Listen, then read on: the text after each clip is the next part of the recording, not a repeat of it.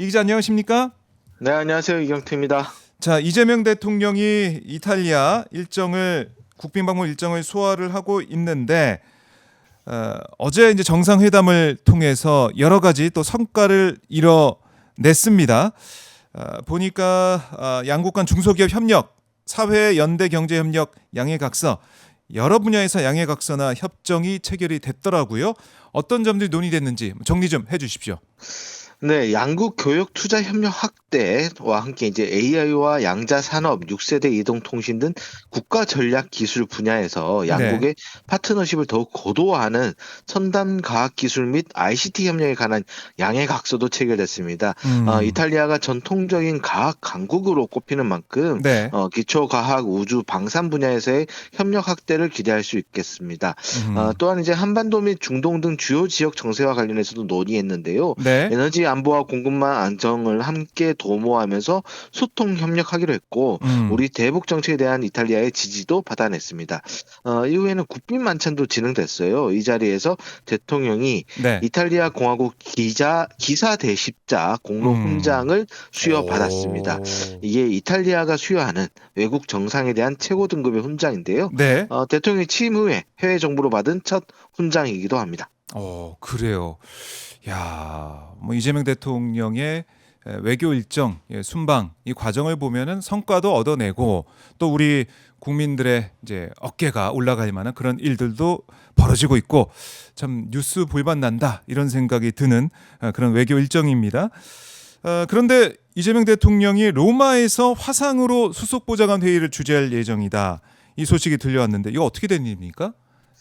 청와대 설명으로는 유럽 순방 전에 결정됐던 내용이라 하고요. 네. 강유정 수석 대변인이 이탈리아 현지에서 한 브리핑에 따르면 14일 오후 2시 화상으로 회의가 진행됩니다.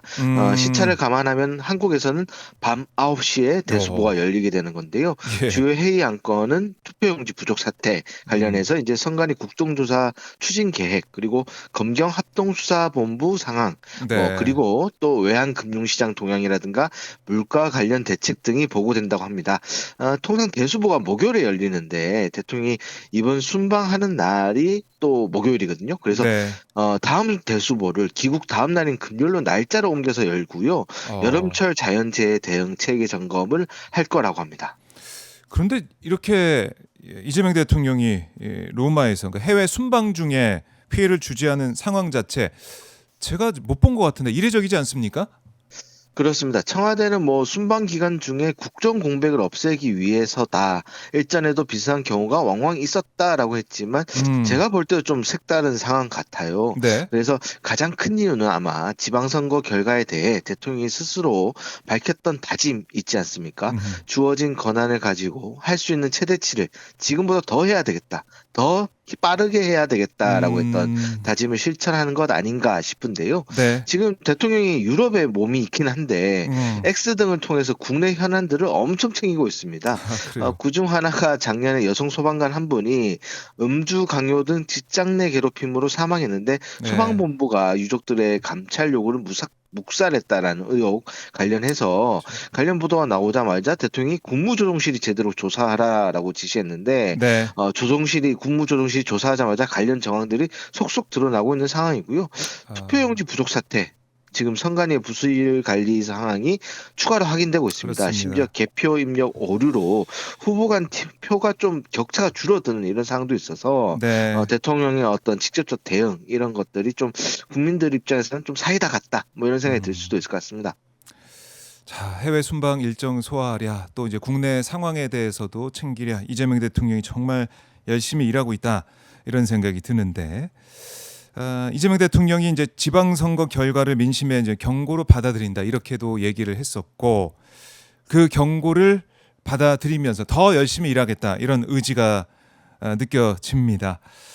그리고 어제 발표된 전국지표조사 결과를 봐도 선거 전보다 이재명 대통령 국정수행 긍정평가가 9%포인트 하락을 해서 57%로 나타났더라고요.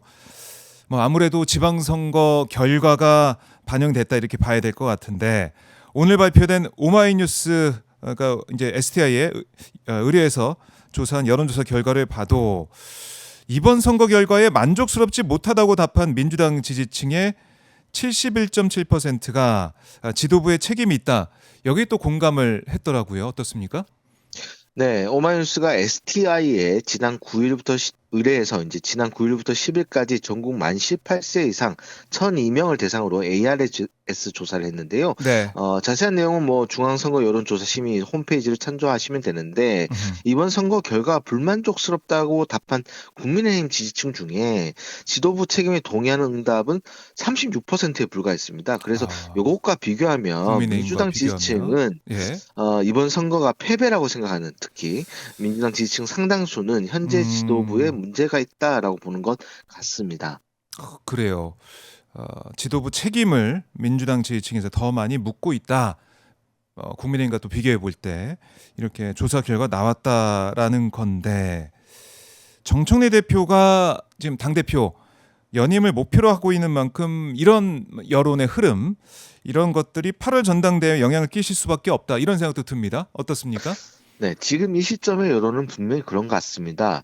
음, 이번에 조사에서 김민석 총리, 정청래 대표, 송영길 전 대표, 우원식 전 의장, 김용민 의원 등 이제 차기 당권 주자로 거론되는 분들이 있지 않습니까? 네. 이분들 대상으로 차기 당대표 후보 선호도도 조사했는데 어, 김민석 총리는 민주당 지지층에서 34.8%로 가장 높은 지지를 얻었고 네. 정청래 대표가 20.3%의 지지를 얻었습니다.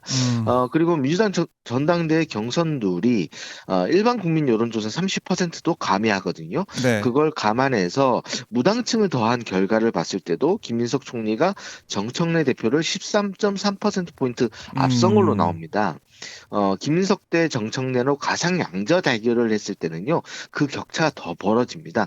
김민석 총리가 민주당 지지층 또는 이제 민주당 지지층과 무당층 표본에서 모두 음, 가반의 지지를 얻는 걸로 나타났습니다. 자세한 조사 내용은 네. 오마이뉴스와 중앙여심이 홈페이지를 참조해 주시면 될 것 같습니다. 그래요. 잠시 뒤에 STI 이 여론조사 이제 분석도 저희가 꼼꼼하게 해드리도록 하겠습니다. 자, 오늘 이재명 대통령 외교 일정 계속 진행이 되는데 어떤 일정이 예정돼 있습니까?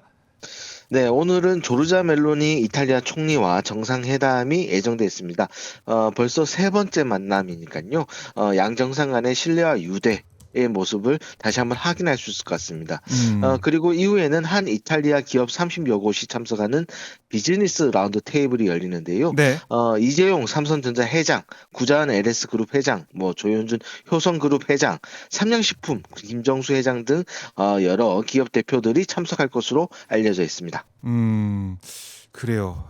이탈리아 지금 이제 국빈급 예우를 국빈 방문 예우를 받고 있는 이런 모습을 보니까 뭐 이제 말탄 군인도 등장을 하고 여러모로 볼 때 우리가 그동안 또 못 느꼈던 국격이 또 높아가는 그런 느낌도 받고 사실 이번 순방을 통해서 이재명 대통령 유럽 정상도 만나고 이탈리아를 포함해 가지고 유럽 일정을 소화하면서 우리 대한민국과 유럽의 협력 더 나아가서는 우리의 첨단 기술을 더 널리 이제 알리고 또 협력을 통해서 우리 이익을 극대화하겠다 이런 생각이 좀 담겨 있는 것 같습니다. 어떻습니까?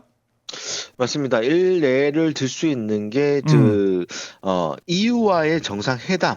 을 일례로 들 수 있을 것 같아요. 네, 관련해서 김용봉 전책실장이 어제 브리핑을 했습니다. 음, 이때 이제 EU와의 정상회담 과정에서 대통령이 철강 강세 그리고 이제 탄소 규제에 대해서 적극 대응을 했는데 특히 이제 철강 관세 같은 경우에 이제 오는 7월부터 네, 이제 EU가 무관세 커터를 줄이거든요. 음, 그래서 이제 우리 한국 철강 산업이 상당히 타격이 예상되는 상황이에요. 네, 우리가 4월부터 협상을 진행하긴 했지만 협상 시간이 워낙 짧아서 좀 어려움이 있었는데 음, 이번 정상회담을 계기로 최고위급 단계에서 문제를 제기했고 네, 또 EU 측이 이거를 좀 최대한 고려하겠다라고 화답을 하면서 문제가 좀 풀리고 있다라는 설명이었습니다. 그래서 음. 집중 협상을 했는데 양 정상의 지침에 따라 아직 공개는 못하겠지만 다른 나라에 비해서 좋은 결과가 있을 것 같다라는 설명도 김용본 정책실장이 했습니다. 네.